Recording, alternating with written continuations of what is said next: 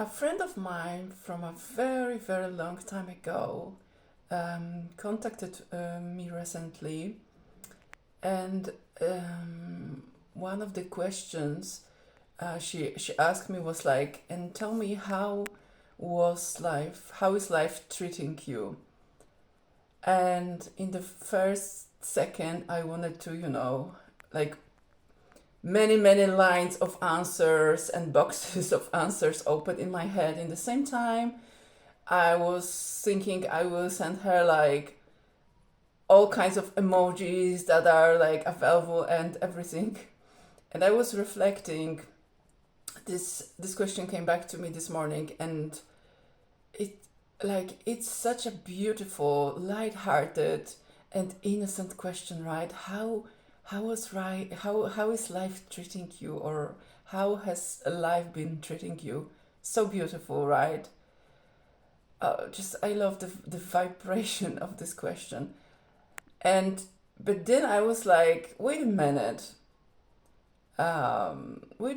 it's not life treating me. I just, reminded myself that um, obviously I understand her intention and understand the question, but I was thinking that actually um, it's not life who treats me, and it's not life who treats us in any kind of way, because it would mean that we are some kind of puppet on the wind, or a leaf on the wind that is put by life here or there.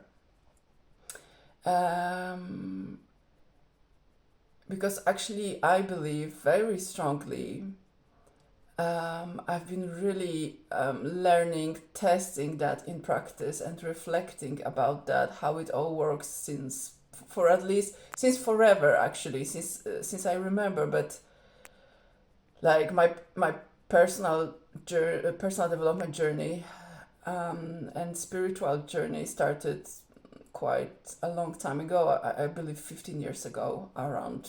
Yeah, that's the mark. Anyway, so I believe very strongly that actually we do create our lives. We do create. Nothing happens just by life and us being a leaves on the wind. We created. So I wanted to respond her something in a sense of Coco Jumbo, right? So lots of things happened, intense experiences. But then I was like, actually, I created all of that, right? I created that from one hand, from my subconscious, because I did have a Coco Jumbo in my subconscious. By the way, if you would like me to maybe record some video about subconscious and how the creation work, let me know in a comment.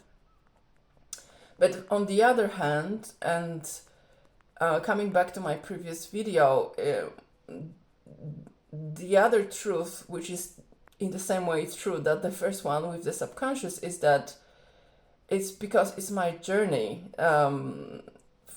Actually, we can split it on two other parts. So one thing is that I've been learning and exploring things because I know I meant to share them with others. And as we have a conversation under my previous video in the comments with somebody, we really need to first experience things ourselves to really understand how things works, I believe. And also the third reason, like of why things went this or other way, are because actually since I remember following my soul calling, my heart desires. I mean, I wasn't mindful and conscious of that earlier on, but there are things I want to live, experience, and do in this lifetime. And they were, from the get-go, very opposite to what I had as my patterns what means that the journey will not be short and easy, because there are a lot of things to transform, to become aware of, to change, etc., etc.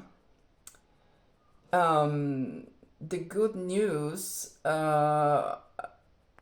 here is always, like there are a couple of them, right? I just mentioned things happen, we create them because we are going from some point A to some point B, even if we are aware or not of that, right?